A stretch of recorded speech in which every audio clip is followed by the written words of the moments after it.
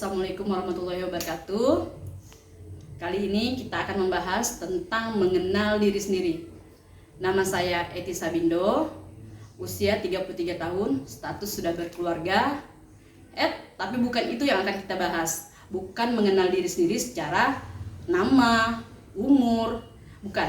Tetapi mengenal diri sendiri untuk memahami kekhasan fisik kita, temperamen kita, watak kita, kepribadian kita, adversity, spiritualitas, untuk lebih memahami kita akan jadi apa.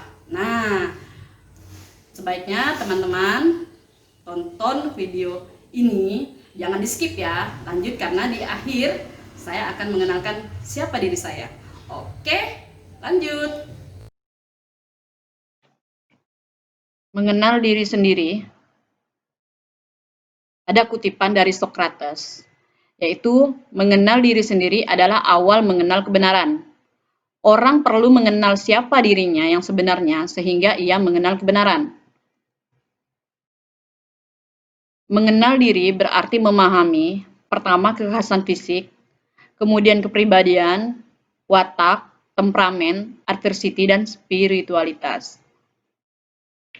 Manfaat dan tujuan mengenal diri. Yang pertama, seseorang dapat mengenal kenyataan dirinya dan sekaligus kemungkinan-kemungkinan serta diharapkannya mengetahui peran apa yang harus dia mainkan untuk mewujudkannya. Kemudian sebaliknya, orang yang tidak mengenal dirinya tidak mengetahui apa yang harus dikerjakan dan dikembangkan. Tidak memahami posisi diri akan membuatnya sulit mengarahkan diri kepada tujuan hidupnya, sehingga gagal dalam pergumulan hidupnya. Itu seperti kenapa kita dilahirkan. Nah, kita punya tujuan masing-masing. Seperti itu. Kemudian cara mengenal diri. Yang pertama, bersikap terbuka terhadap kritik maupun saran. Melalui penelusuran bakat dan kepribadian, melalui pengalaman sehari-hari, kebersamaan dengan orang lain, dan melalui refleksi dan perenungan diri pribadi. Yang pertama tadi tentang kekhasan fisik. Nah, ada orang-orang yang cacat fisik tetapi bisa sukses. Pertama, contohnya seperti Nick Vujicic. Mungkin teman-teman sudah tahu. Nick Vujicic terkena sindrom tetra amelia yang terlahir tanpa lengan dan kaki. Nah, teman-teman bisa bayangkan itu. Di saat umur beliau 10 tahun, beliau pernah ingin bunuh diri karena sering dibully oleh teman-temannya. Tapi akhirnya beliau bisa bangkit dan menjadi seorang motivator. Kemudian ada juga Tony Melendez. Beliau terlahir juga tanpa lengan, tetapi bisa menjadi seorang pemain gitar hanya dengan kakinya. Beliau juga seorang penyanyi dan pengarang lagu. Mungkin teman-teman juga tahu Beethoven. Beethoven itu punya gangguan pendengaran, tetapi beliau bisa menciptakan musik-musik yang indah. Sampai saat ini masih didengar di seluruh dunia. Ya kan? Jadi kekurangan fisik kita bukan halangan kita untuk menjadi sukses. Kita harus terima apapun kondisi fisik kita dan kita cari kelebihan kita.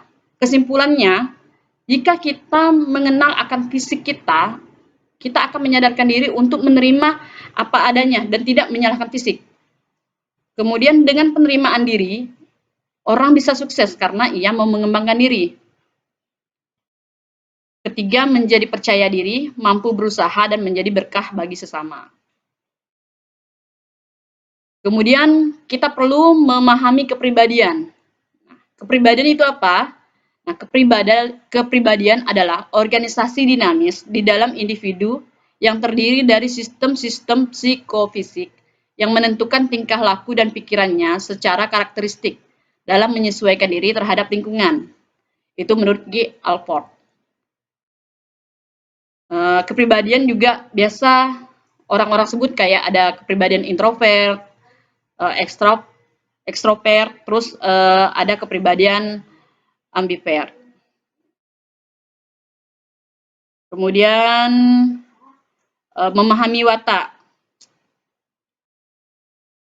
Watak adalah totalitas dari keadaan-keadaan dan cara bereaksi jiwa terhadap perangsang. Secara teoritis, watak dibedakan menjadi watak yang dibawa sejak lahir dan watak yang diperoleh. watak yang dibawa sejak lahir, itu maksudnya mungkin teman-teman pernah dengar, kalau sedang hamil tidak boleh marah-marah.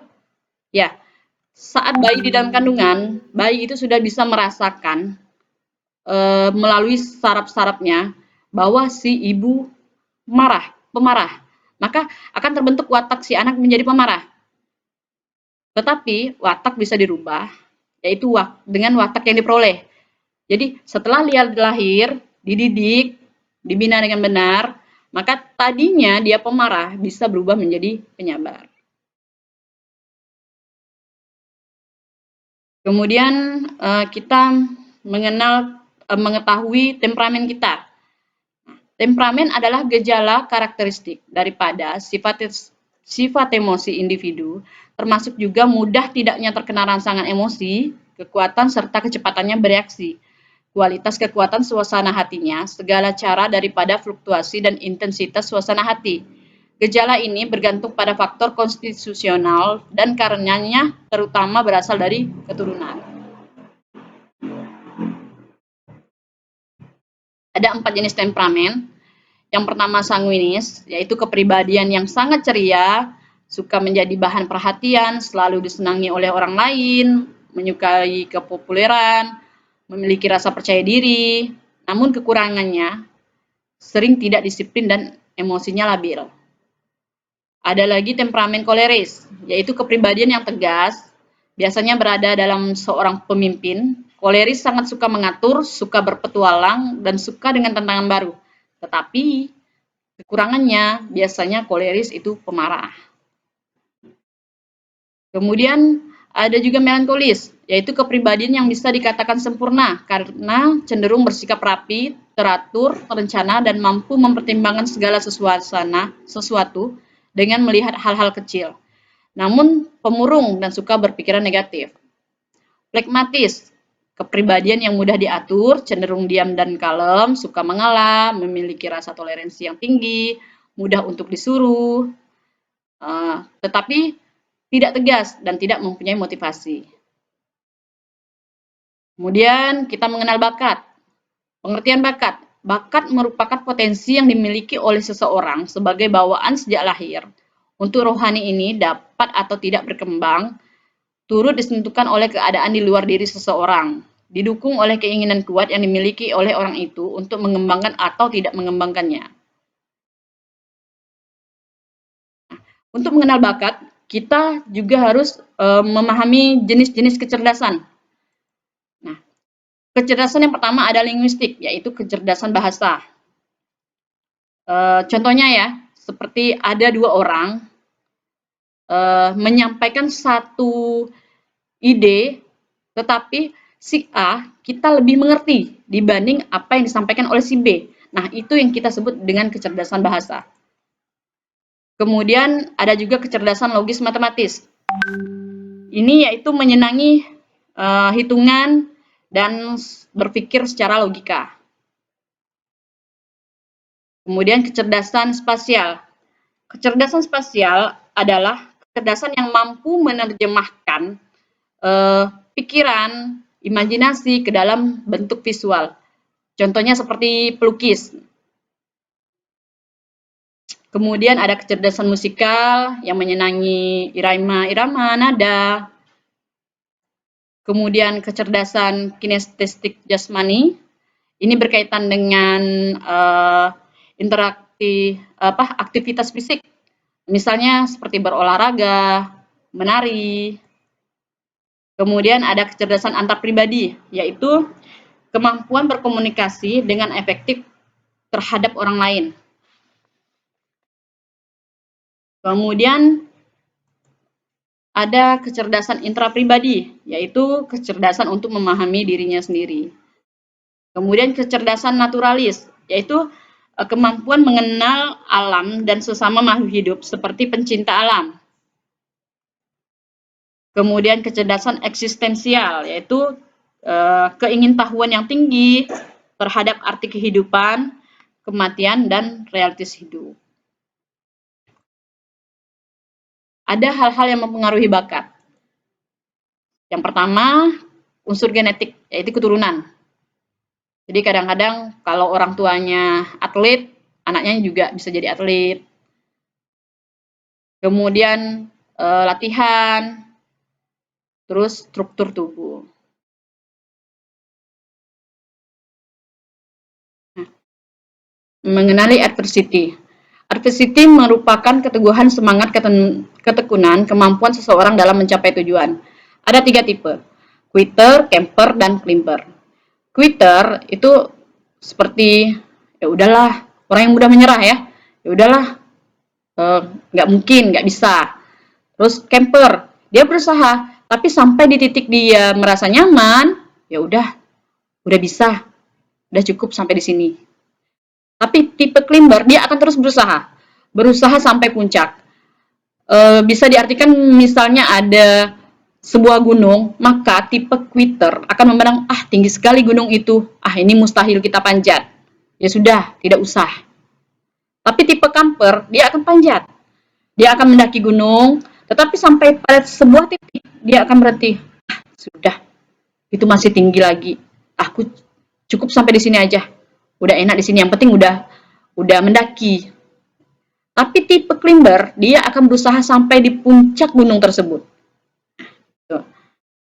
Kemudian kita akan mengenali spiritualitas. Aspek spiritualitas berhubungan dengan kehidupan manusia sebagai makhluk beriman, demi lebih memahami konsekuensi hidup keagamaannya dalam kehidupan nyata. Hai, tadi kita sudah belajar bagaimana mengenal diri sendiri dan jenis-jenisnya. Selanjutnya saya akan mengenalkan bagaimana diri saya. Yang pertama, kekhasan fisik. Alhamdulillah saya terlahir sempurna. Cuman saya mempunyai kelemahan dan kelebihan. Kelemahan saya itu tidak berani berkonfrontasi. Saya itu mudah grogi.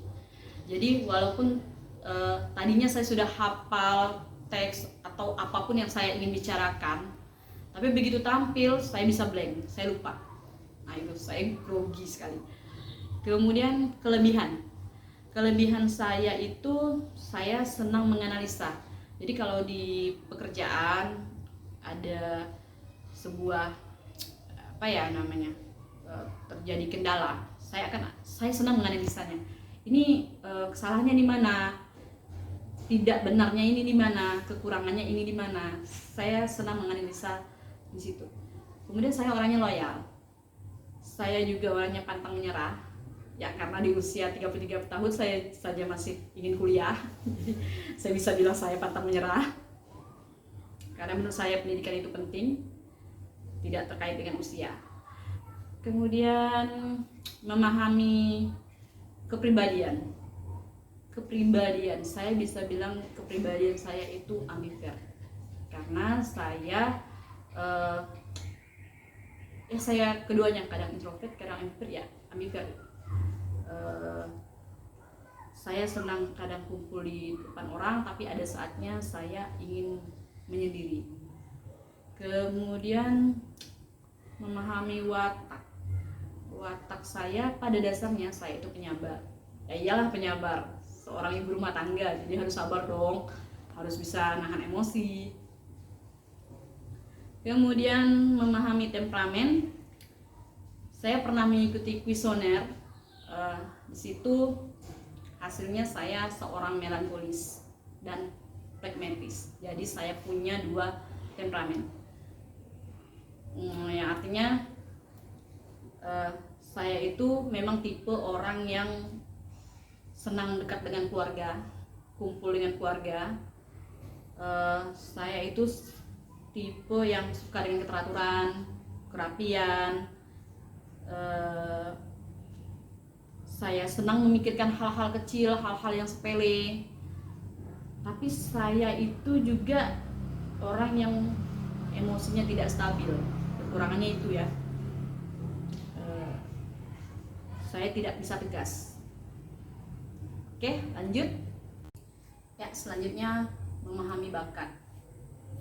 Bakat itu bukan penyanyi, penulis. Itu itu sebenarnya bukan bakat, tapi itu kekuatan dari bakat. Saya pernah melihat sebuah kuesioner, ternyata ada 38 jenis bakat. Nah, satu orang biasanya mempunyai 7 jenis bakat. Nah, dari bakat itu kita bisa tahu kekuatan kita apa. Untuk saya sendiri, saya punya bakat kemampuan untuk melihat keunikan orang lain. Kemudian saya juga orang yang fleksibel, saya orang yang produktif. Saya itu mengerti bagaimana sesuatu terkait dengan hal lainnya. Saya juga orang yang senang mengatur hal-hal yang ada di hadapan saya. Jadi saya mempunyai kekuatan, yaitu menganalisis. Itu sebabnya saya mengambil kuliah di jurusan sistem informasi, karena saya tahu di sistem informasi itu juga ada menganalisis ya. Kemudian adversity, memahami keteguhan. Kalau untuk keteguhan, saya merasa saya adalah tipe yang climber. Kenapa? Saya bekerja mulai dari nol, tapi saya tidak berpuas diri. Saya mencoba terus untuk belajar, mengembangkan diri saya. Walaupun saat ini saya sudah berumah tangga, tapi saya tetap ingin maju, apalagi sekarang sudah dunianya teknologi. Makanya saya tetap ingin kuliah supaya saya tidak ketinggalan. Nah, saya pantang menyerah. Saya tipe climber sejati. Dan saya akan berusaha sampai puncak, sampai di batas kemampuan saya. Itu tadi tentang diri saya. Tadi penjelasan mengenai bagaimana mengenal diri sendiri dan diri saya sendiri. Terima kasih sudah menonton video saya. Semoga bermanfaat untuk teman-teman semua. Sampai jumpa di materi selanjutnya. See you, goodbye.